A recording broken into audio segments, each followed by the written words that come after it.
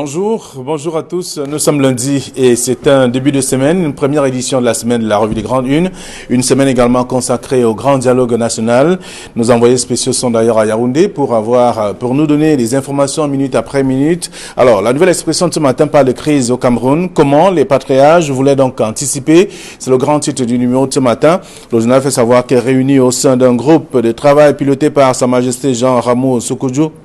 Ces sages, parmi lesquels donc Feu Émile Onambele, Zibi, Titi Noël, Mola Njo, Litumbe, Mvok Chung, Mbala, Asika Ngute et Amadou Bakari, Luc Assira, au terme donc de plusieurs assises tenues à Bamedjou, à Boya, à Douala et à Yaoundé, avait transmis donc une lettre au président de la République pour lui faire part de la création d'un cadre de dialogue, de paix et de réconciliation nationale. Aucune réponse n'a été donnée. 11 ans après, on voit bien qu'il y a notamment des situations qui s'enlisent davantage et le journal propose l'article en page 3 ce matin. Le journal qui parle également de la crise anglophone. Fon Angwaf 3 pour le fédéralisme. La position du vice-président national du RDPC a été rendu public donc samedi lors de la 6e étape de la caravane des chefs traditionnels à Bamenda, et on parle aussi de ce même dialogue entre doute et médiation. Tout cela contenu dans le journal, dans le dossier de la page 5 à la page 8 de la nouvelle expression de ce matin. Le Messager pour sa part parle de la crise anglophone, péril sur le grand dialogue national, les leaders sécessionnistes absents de la table des négociations, la presse privée écartée, la grand-messe qui s'ouvre d'ailleurs ce jour à Yaoundé, s'apparente donc à un monologue, c'est ce que dit le journal en page 3. Le journal parle également du port de Douala. Révélation autour du terminal à conteneurs. Le bail de la société TIL démarre sous une pluie de polémiques. En page 5, on découvre tout ça. C'est dans le journal Le Messager de ce matin. L'Aide du Sahel, pour sa part, s'intéresse au grand dialogue national également, parlant de la liste des représentants du Grand Nord en page 3. Le journal s'intéresse également à l'extrême nord avec les recettes touristiques donc en légère hausse en page 6. Et on parle aussi du grand dialogue national avec la contribution du DRM et également de la schistosomiase, cette pathologie, dont plus d'1 million d'enfants à vacciner donc dans l'extrême nord. C'est à lire aussi dans le numéro disponible en caisse ce matin. Mediapart veut inciter nos populations à la révolte. C'est une interview d'ailleurs du capitaine de frégate Cyril Serge en Tanfac, chef de la division de la communication au ministère de la Défense. C'est à lire en page 8 du journal Le Sahel, disponible en kiosque aussi. Tout comme Mutation de ce matin, qui parle du grand dialogue national sans mots fuyants. C'est le grand titre du journal. Et d'autres informations à découvrir dans le journal Mutation. Intégration parle du Cameroun, grand dialogue dessous à Yaoundé. C'est un rendez-vous à noter également dans la presse ce matin. Le journal parle également de la CEMAC. Réveil au sommet donc de l'État. C'est ce que propose le journal disponible en kiosque. Si la nouvelle parle du grand dialogue national, les absents auront tort. C'est le grand titre pour exprimer ce qui va se passer du côté de Yaoundé. Donc avec les dessous même du choix de Herman Cohen comme interlocuteur des sécessionnistes. C'est ce que le journal propose. Pourquoi Paul Biya ignore la médiation suisse? Ce sont là autant d'informations à découvrir dans le dossier, le journal proposé par la nouvelle de ce matin. Paul Biya va-t-il sauver Bolloré? Parlant du port autonome de Douala avec Mediapart, les noms dits des attaques contre le BIR. À lire également dans le numéro disponible. Le journal indépendant parle du grand dialogue national. Le pape prie pour le Cameroun, c'est ce que dit le numéro de ce matin, avec également tout un dossier sur cette question. Le journal a d'autres informations parlant de manœuvres aussi avec le dernier coup de foudre médiatique et des Mediapart justement à la suite de ce qui a été révélé au grand jour et que la presse a d'ailleurs relayé également. C'est à lire dans le dossier proposé par le journal L'Indépendant de ce matin. Repère parle de grand dialogue, ça passe ou ça casse. Également à lire dans le dossier de la page 3 à la page 12 donc de ce numéro.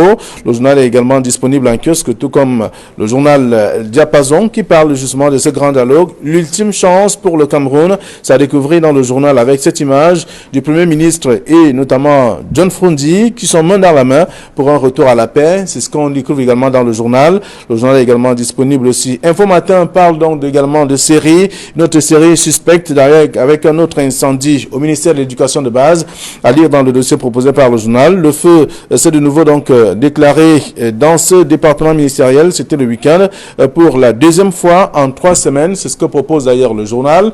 Le journal est disponible en queue sur le quotidien Le Jour pour sa part, parle de grand dialogue national, le jeu et les enjeux, c'est le grand titre du journal, et pour notamment présenter au grand jour ce qui va se dérouler et qu'est-ce qui sera fait concrètement pour aboutir à quoi finalement. C'est ça, autant de questions que se pose le journal. Le quotidien Le Jour dans ce dossier. Yaoundé, 5 enfants retrouvés morts, c'est un autre titre également à lire dans le journal. Le journal parle également de l'équation qui est en kiosque si ça intéresse au grand dialogue national. Le Cameroun face à son histoire, c'est l'autre titre également à lire ce matin. Le journal parle également de la production du bitume et également d'entretien des routes. Le ministère des Travaux publics franchit un palier supplémentaire et décisif. C'est dans le journal, disponible en kiosque ce matin, le journal Équation, qui a d'autres informations aussi, tout comme le soir hebdomadaire, qui parle de grand dialogue national, le putsch de la Légion RDPC, Saint-Éloi Bidon, qui est également invité, en tout cas, dans ce journal, qui s'explique sur ce grand titre également ce matin, le Cameroun en parfaite reconstruction. C'est ce qu'on découvre également dans le journal, le soir hebdomadaire. Et puis le quotidien de l'économie, qui est en kiosque, parle des finances publiques. 21 niches donc de fiscales et à exonérer donc ou encore à élargir en 2020. C'est le dossier proposé par le journal ce matin également. Le journal a d'autres informations sur le plan économique, tout comme le journal Le Popoli, le journal satirique par la Yuktabe qui intronise donc Herman Cohen. C'est à découvrir dans le journal disponible en kiosque. Voilà ce que la presse nous propose ce premier jour de la semaine, avec nos invités déjà sur ce plateau qui vont analyser, commenter et même décrypter l'actualité telle que traitée par les tabloïds. Et il y a donc Thierry Nyopé, bonjour et bon retour parmi nous. Bonjour Flavien Ndongo, bonjour également Bernard Batana, merci de m'avoir une fois de plus convié à cette belle rencontre qui nous permettra d'avoir une vue assez holiste de l'actualité camerounaise. Très bien. Bernard Batana, bonjour. Bonjour Flavien, bonjour Thierry. I would like to say good morning to all participants of this national dialogue from the Nord-Ouest and the South-Ouest. Je vais dire bonjour, un bonjour particulier à tous ceux qui vont se réunir ce jour historique au Palais des Congrès pour discuter des choses du Cameroun. Oui, c'est un rendez-vous maintenant ou jamais, c'est ce que titre la presse également, mais avec vous, nous allons faire le tour de quelques titres proposés par les tabloïds. Crise anglophone au Cameroun, crise au Cameroun, donc comment les patriarches voulaient donc anticiper, c'est la nouvelle expression qui titre ainsi, pour dire quoi? Oui, mais pour dire qu'il y a eu des médiations, il y a eu des sorties qui ont été opérées par ces personnes-là. La nouvelle expression en fait large écho, parmi lesquelles on a Bélézibi, où rappelez sa sortie, Titi Well et les autres, beaucoup ont joué leur partition justement pour tenter de faire comprendre au gouvernement que la situation était assez préoccupante. Il ne s'agissait pas, ne s'agissait pas seulement des partis anglophones, mais des autres. Je vous rappelle qu'au delà de ces crises corporatistes qui ont entraîné, qui ont débouché ce que tout le monde appelle aujourd'hui la crise dans le Nozo, dans le sud-ouest et le nord-ouest, il y a eu des mémorandas qui ont été rédigés, que ce soit au niveau du centre, au niveau du sud-ouest, au niveau du nord-ouest et même au niveau de la partie septentrionale du Cameroun. Ces mémorandas justement mettaient au devant de la scène un certain nombre d'éléments qui portaient notamment sur la malgouvernance, sur les problèmes fonciers, mais également de manière générale sur l'ensemble des problèmes que les Camerounais, auxquels les Camerounais étaient confrontés. C'est la raison pour laquelle ils avaient opéré ces sorties-là. Malheureusement, ces sorties n'ont pas prospéré. L'écho n'a pas été celui qu'on se serait attendu à voir. Et c'est ce qui a débouché plus ou moins à ce que nous vivons aujourd'hui. Il faut dire que tout le monde l'a souligné. Si le problème avait été pris à bras le corps au début, on ne serait certainement pas arrivé à ce que l'on vit depuis 3 ans dans la partie anglophone. Peut-être que les autres communautés dans des autres localités ne se sont pas rebellées, comme on l'a vu d'ailleurs. Les anglophones l'ont souligné, ou les ressortissants, les natifs de ces parties du pays ont souligné que parce que les autres contrées n'ont pas voulu s'engager, mais ils étaient libres de faire ce qu'ils ont fait. Maintenant, les conséquences sont là. Aujourd'hui, tout le monde est réuni, tout le monde a les yeux rivés du côté de Yaoundé, où on va, pourquoi pas, où le Cameroun est en train de s'apprêter à vivre un tournant historique de la vie de sa nation. Est-ce que les choses vont changer au sortir de cette grande messe? On en saura davantage d'ici peu. Peut-être on reviendra de long. Oui, il y a plusieurs titres. On va aller étape par étape, voyez-vous, avec la nouvelle expression d'abord ce matin. Mais le journal rappelle quand même que des patriarches s'étaient déjà rencontrés pour étudier la question de tout ce qu'on évoque aujourd'hui, qu'on vit aujourd'hui.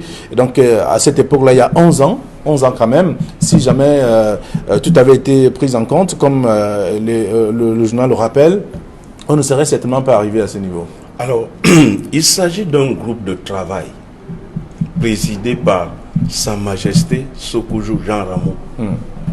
Vous le connaissez pour ses positions iconoclastes et pour ses positions tranchées par rapport... Donc, ce groupe de travail a eu pour objectif de se réunir et de trouver des solutions dont la société camerounaise fait face depuis un bon bout de temps. Ils sont même allés jusqu'aux années 50 pour dénoncer, entre autres, les villes mortes, les affrontements, les meutes de la faim qui ont prévalu au Cameroun depuis la nuit des temps. Donc, ces patriarches-là, parmi lesquels il y a eu Moula Joli Toubé, qui est un personnage bien connu dans la scène politique. Il y a eu Sokoudjou Jean Ramo, et il y a eu d'autres patriarches qui sont Onambele Zimbi, paix à son âme, qui se sont réunis à Douala. Ils se sont réunis successivement à Boya, Douala et je crois à Bamenda pour parler Bamendjou également. Oui, pour parler des choses. Ils ont fait un mémorandum qu'ils ont transmis au président de la République. Alors si le journal, la nouvelle expression, réveille cette action, c'est pour dire que les problèmes qui ont été posés par ce groupe de travail constitué de patriarches bien connus, ces problèmes restent encore d'actualité. Il faut peut-être que les délégués qui sont au palais des congrès ce jour en tiennent compte. Très bien. Alors, lorsqu'on a fini de dire ça, toujours dans le même journal, on parle de la crise anglophone avec Angwa Fortroy, qui est donc pour le fédéralisme. D'ailleurs, les chefs, vous vous souvenez qu'il y a une caravane qui sillonne les régions du Cameroun. Alors, ces chefs se sont retrouvés à Bamenda, et là-bas, le Fon Angwa Fortroy a réitéré que lui, il est pour le fédéralisme. C'était d'ailleurs le sujet. Oui, beaucoup de personnes d'ailleurs, beaucoup de politistes reviennent longuement sur la question.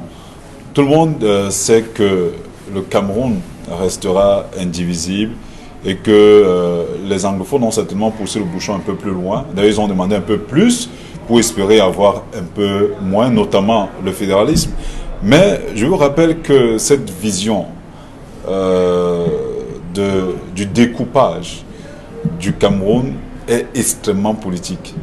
Et tant que les politiques qui sont proches du RDPC, qui gèrent l'appareil étatique et gouvernemental, sont d'accord que la seule réponse que le Cameroun devrait avoir besoin reste la décentralisation.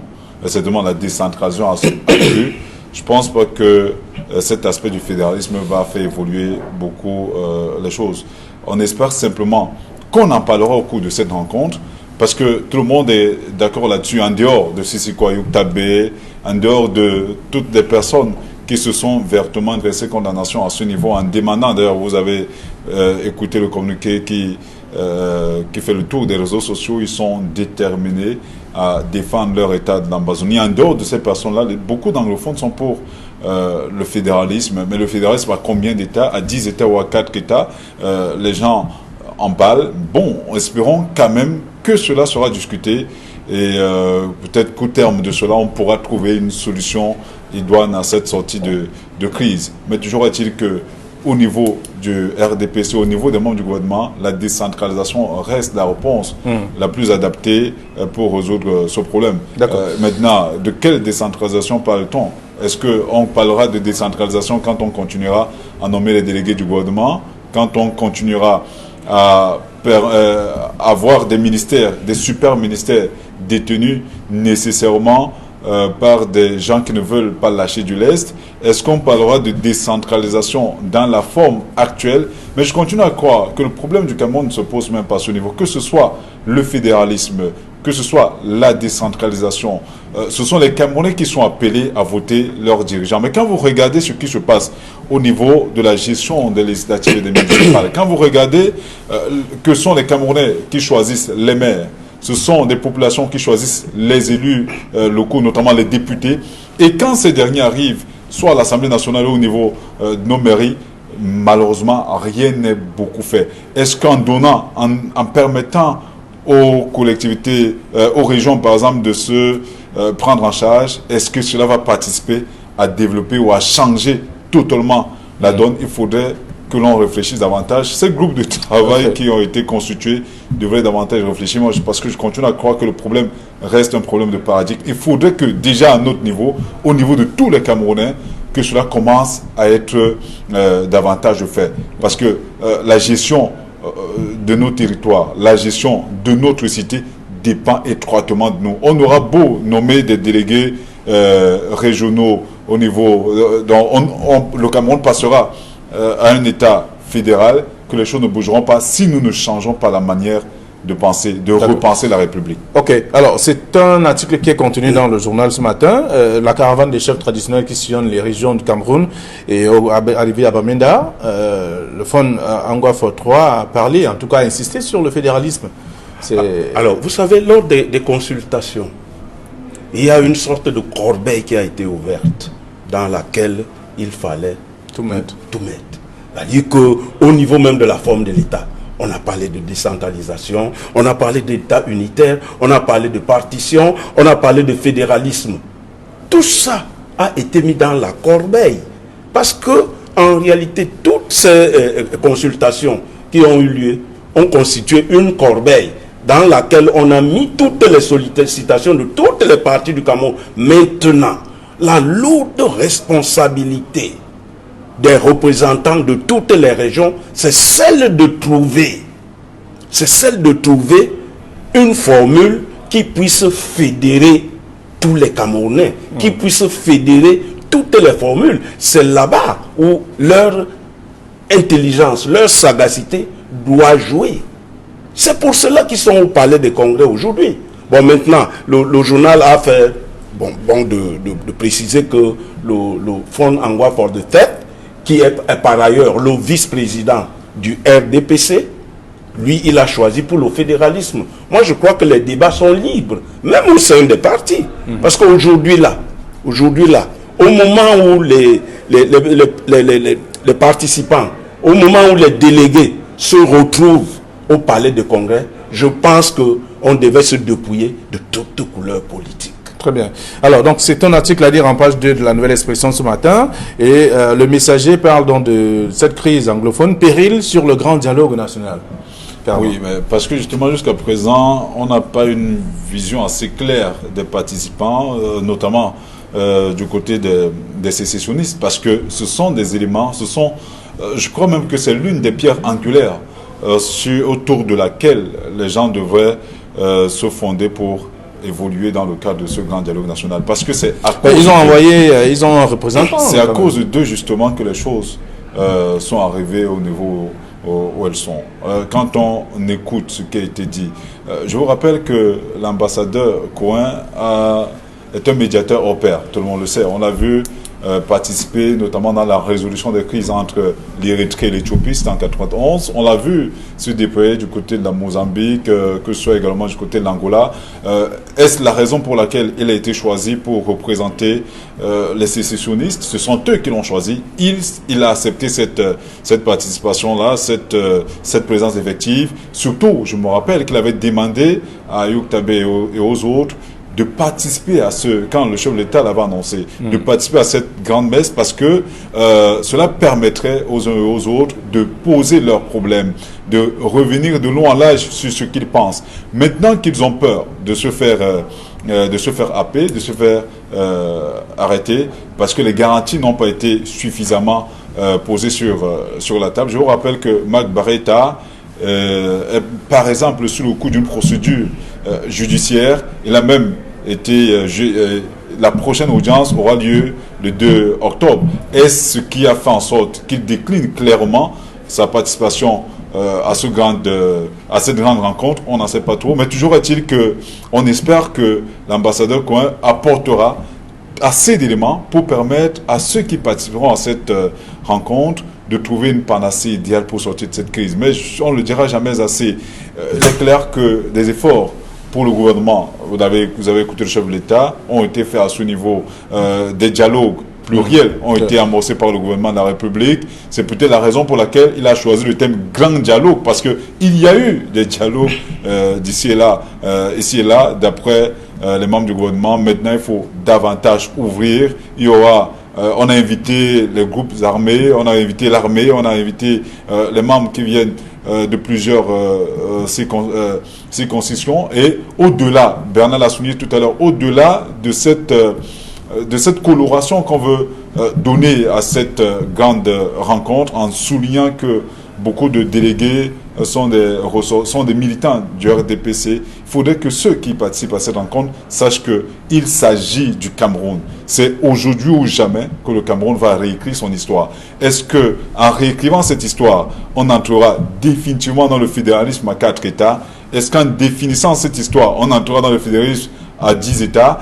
Est-ce qu'en définissant cette histoire, le Cameroun restera un État unitaire et décentralisé tel que la Constitution de 1996, qui peine malheureusement à être appliquée sur le terrain? D'accord.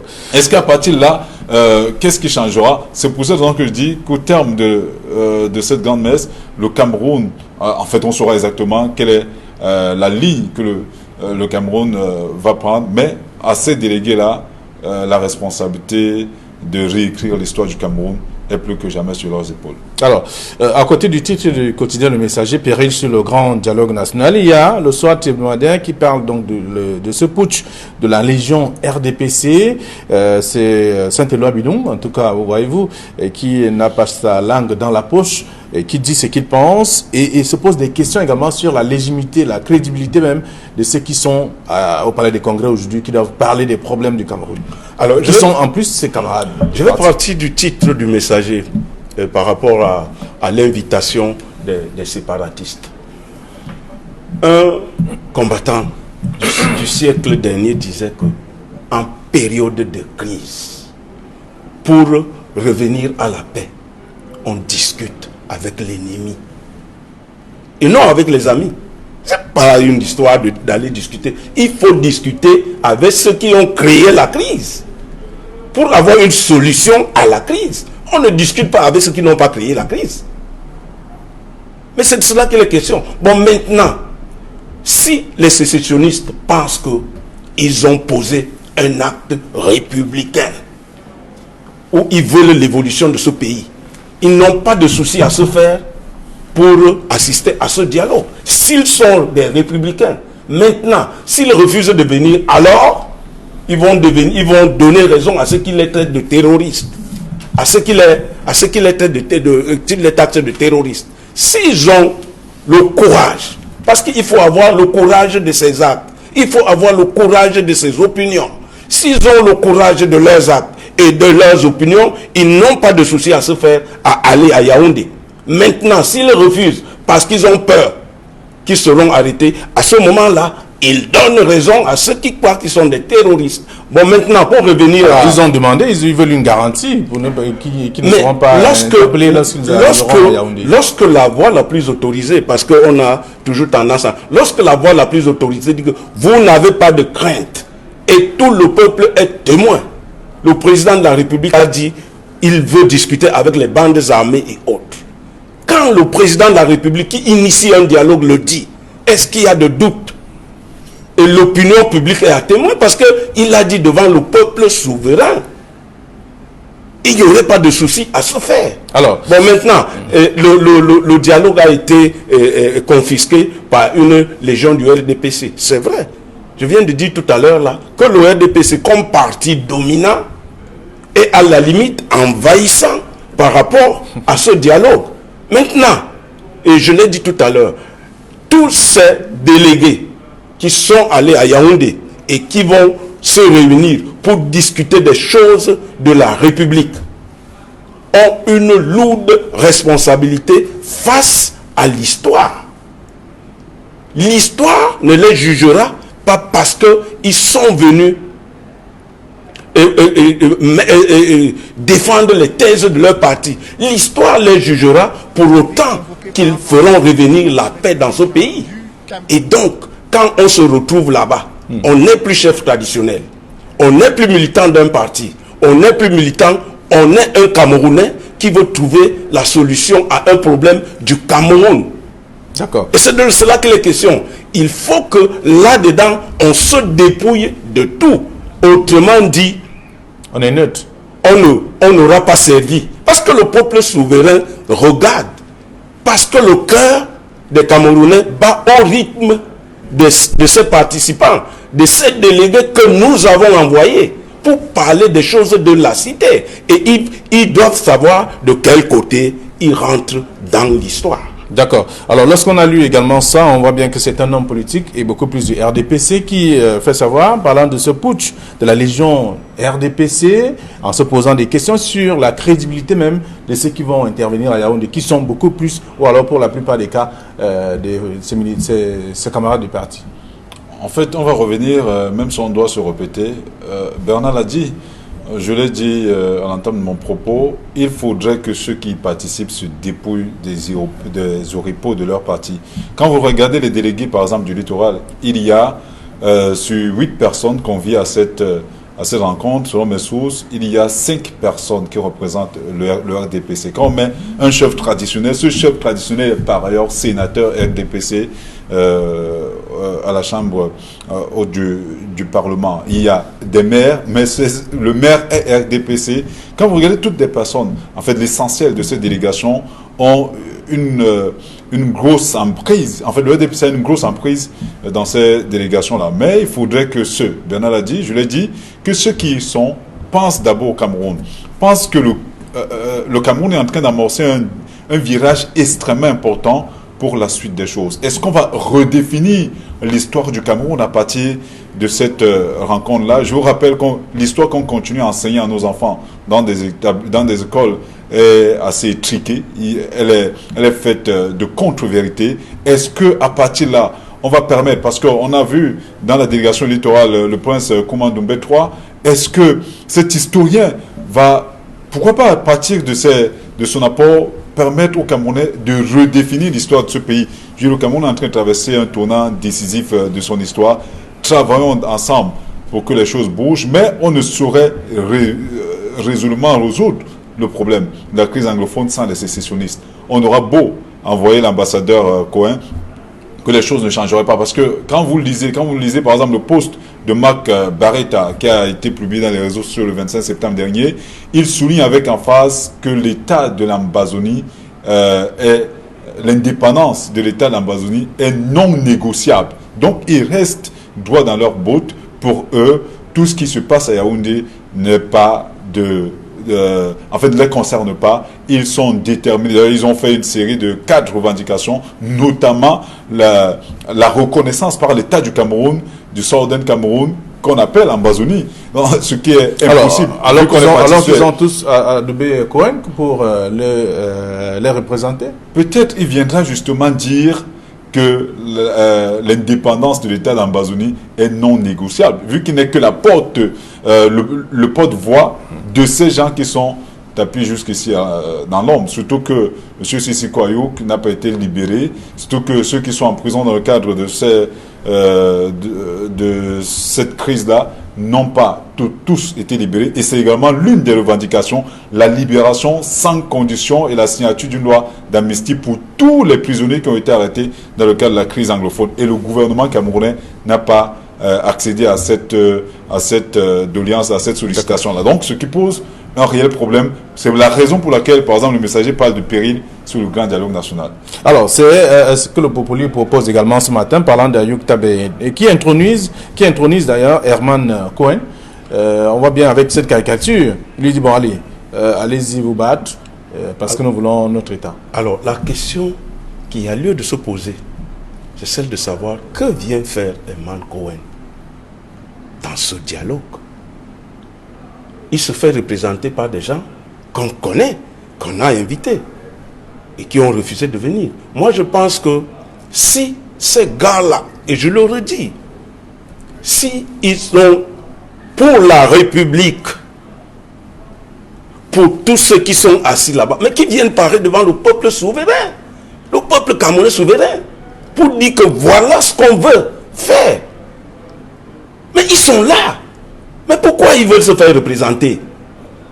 Mais pourquoi ils se mettent derrière, ils se cachent derrière, je ne sais pas, Herman Cohen? Mais qu'ils viennent, qu'ils parlent devant le peuple souverain pour leur dire, voilà, je suis tel, et voilà pourquoi j'ai fait telle ou telle chose. C'est l'occasion ou jamais. Parce que la paix doit revenir au Cameroun. C'est à ce prix. Pour que la paix revienne au Cameroun, c'est à ce prix-là que les gens sachent assumer, qu'ils viennent et qu'ils assument leur position et leurs propos. Au lieu de se cacher derrière un secrétaire, un Herman Cohen. Non, moi je pense que c'est maladroit. C'est l'occasion ou jamais. On a appelé tout le monde à se mettre sur une même table pour régler les problèmes du Cameroun. Il est hors de question de se faire représenter par tel ou tel, pour des raisons que je ne comprends pas. Alors, c'est le titre de Diapason ce matin, l'ultime chance, parlant de ce grand dialogue national. Oui, on pense que c'est l'ultime chance parce que Bernard vient de le souligner. C'était l'occasion. D'ailleurs, ils avaient dit, il y a eu Adja qui sont prêts à mourir pour leur cause. C'était l'occasion ou jamais pour eux, justement, de venir devant la face du monde, dire que voilà ce que nous voulons. Nous voulons un État indépendant, le sort d'un Cameroun qu'ils appellent Ambazonie. Nous voulons cet État-là. Voilà les conditions que nous posons, quitte à ce qu'il soit arrêté, quitte à ce qu'il soit tué. Mais toujours est-il que la communauté internationale a les yeux actuellement arrivés sur ce grand dialogue national sur le Cameroun. Donc, rien ne pouvait leur arriver. Malheureusement, ils ont choisi, une fois de plus, la voie du maquis. Ils ont choisi de se faire représenter. Espérons que M. Cohen portera sérieusement et vraiment les doléances de ces gens-là, parce que en réalité, beaucoup de Camerounais ont déjà perdu leur vie de ce côté. La dernière vidéo, c'est de la dame qui a été froidement violentée et puis enterrée demi-vivante, est assez horrible. Il y a des scènes comme celle-là qui n'ont pas été portées à la face du monde. Donc, ce genre d'atrocité, vivement que cela cesse, parce que si on continue ainsi, on ne réglera jamais ce qui se passe. Alors, l'ultime chance pour Diapason, et en même temps, on voit bien que Repère parle de ça passe ou ça casse. Oui, mais c'est l'ultime chance, ça passe ou ça casse. Et c'est tout ça à la fois. Moi, je pense qu'on ne doit pas se cacher derrière 6000 kilomètres pour poser des actes et refuser de les assumer. Parce qu'il faut avoir le courage de ces actes. Il faut avoir le courage de ses idées, de ses opinions. Et l'occasion est donnée. L'ultime chance est donnée aux uns et aux autres de venir poser leurs problèmes. Alors, la nouvelle dit que les absents auront tort. Mais oui, autrement dit, on aura tort de n'avoir pas été là. On aura tort de n'avoir pas été là, puisqu'on a ouvert le dialogue à toutes les sensibilités. Vous n'allez pas reprocher les gens d'en face du gouvernement de ne nous avoir pas ouvert les portes. On a ouvert les portes. Mais on a peur d'être arrêté. Mais si on a peur d'être arrêté, mais qu'on ne pose pas des actes. Si on a peur d'être arrêté, qu'on ne pose pas des actes. Et si on pose les actes, il faut les assumer. C'est aussi simple que cela. Alors, grand dialogue de sourds. Oui, sourd parce que d'un côté, le gouvernement ne veut pas lâcher prise. Le gouvernement a refusé de libérer Sissoko Ayouk, Tabé qui aurait été un interlocuteur assez valable dans le cadre de ce grand dialogue-là. On a refusé de libérer cette dizaine de personnes qui avaient été arrêtées du côté de Nigeria, qui auraient pu être des interlocuteurs valables au cours de ce grand dialogue national. Il y a eu des garanties qui ont été demandées. Le gouvernement n'a pas trouvé bon d'aller jusqu'à ce niveau. Dialogue de sourds, pourquoi? Parce que du côté également des sécessionnistes, ils restent accoutés sur leur position. L'État d'Ambazonie ou rien.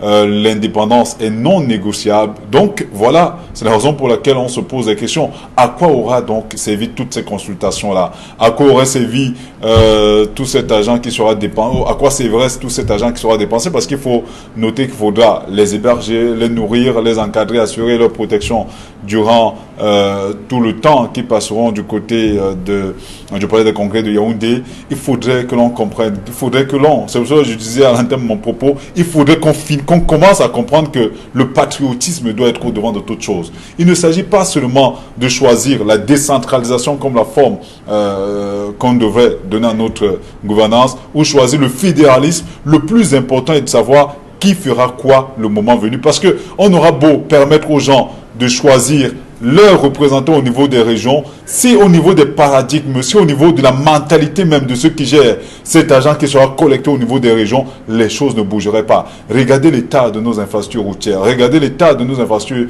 hospitalières. En réalité, tous les secteurs vont mal. Ces maires qui ont été élus, prenez le cas seulement du littoral, du Vouri, ces maires qui ont été élus, font-ils réellement leur travail? Pourtant, ils gèrent des milliards de budget. Qu'est-ce qui est fait par ces maires-là pour espérer que, quand ça sera cette fois-ci beaucoup d'argent ou beaucoup de liberté dans la gestion, que les choses changeront? Il faudrait que l'on commence d'abord par changer nos mentalités pour commencer à faire bouger les choses. Tout le monde va aller en Europe, tout le monde va aller en Hexagone, mais il faut dire qu'il y a eu un gros travail au niveau des mentalités. Il faudrait que l'on commence à penser Cameroun d'abord. D'accord. Alors, la presse qui est revenue sur le plat de résistance, voyez-vous, avec des titres différents ce matin concernant le grand dialogue national, même si l'indépendant vient dire qu'il y a le pape qui a prié pour le Cameroun, parce qu'il faut quand même qu'il y ait la paix. Le pape a prié finalement. Voilà, effectivement, dans l'église catholique, il y a ce qu'on appelle l'Angélus. C'est une prière spéciale que le pape donne généralement le dimanche. Et cette prière a été consacrée au Cameroun. D'accord. C'est dire si au niveau même de l'église, des organisations religieuses, le problème est pris à cœur. Et aujourd'hui même à Douala, ce matin, à l'église Saint-Jean de Deido, on a mis ce dialogue-là sous la protection de la Sainte Vierge Marie. Très bien. C'est dit. Merci à vous, chers messieurs. Merci également à nos chers téléspectateurs. Nous allons rester en stand-by et avoir également nos envoyés spéciaux qui sont du côté de Yaoundé pour le grand dialogue national avec un premier chef, le rédacteur en chef, Cédric Noufélé, qui pilote également l'opération du côté de Yaoundé. Vous aurez toutes les informations sur Equinox Télévision. Merci d'avoir été nombreux encore à regarder cette autre édition de la Revue des Grandes Unes. Demain, nous serons encore présents sur ce plateau. Bonne journée.